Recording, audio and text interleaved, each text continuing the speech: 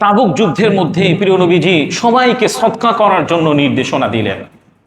সবাইকে সদকা করার জন্য নির্দেশনা দিলেন। ওই সময়টা ছিল খুবই সংকটময় পরিস্থিতি। হযরত উমর রাদিয়াল্লাহু তাআলা আনহু চিন্তা করলেন, তিনি ভাবলেন আজকে আমি আবু বকরকে ছাড়িয়ে যাব।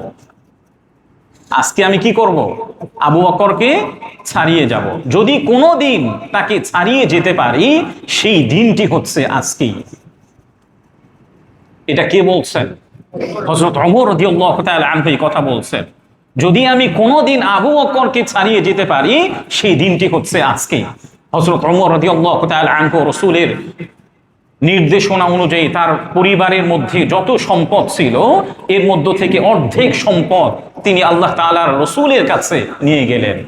রাসূলুল্লাহ সাল্লাল্লাহু আলাইহি ওয়াসাল্লাম তাকে বললেন, উমর তুমি কতটুকু সম্পদ এনেছো আর কতটুকু বাসায় রেখে এসেছো? হযরত ওমর রাদিয়াল্লাহু তাআলা আনহু বললেন, ইয়া রাসূলুল্লাহ, অর্ধেক নিয়ে এসেছি আর অর্ধেক বাসায় রেখে এসেছি। এরপরে হযরত আবু বকর সিদ্দিক রাদিয়াল্লাহু তাআলা আনহু তিনি সম্পদ নিয়ে আসলেন। সম্পদ নিয়ে আসার পরে প্রিয় নবীজি সাল্লাল্লাহু আলাইহি ওয়াসাল্লাম আবু বকরকে জিজ্ঞাসা করলেন, আবু বকর তুমি তোমার পরিবারের জন্য কি রেখে এসেছো?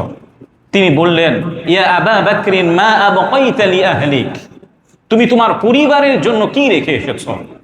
তখন হযরত আবু বকর সিদ্দিক রাদিয়াল্লাহু তাআলা আনহু যে উত্তরটি দিলেন সেটি হচ্ছে, আবকাইতু লাহুমুল্লাহ ওয়া রাসূলা, আমি আমার পরিবারের জন্য আল্লাহ এবং তার রাসূলকে রেখে এসেছি। সুবহানাল্লাহ, আল্লাহু আকবার। হযরত ওমর রাদিয়াল্লাহু তাআলা আনহু এই কথা শোনার পরে তিনি বললেন যে আজকের পরে আমি কখনোই আবু বকরকে ছেড়ে যাওয়া আমার পক্ষে সম্ভব নয়।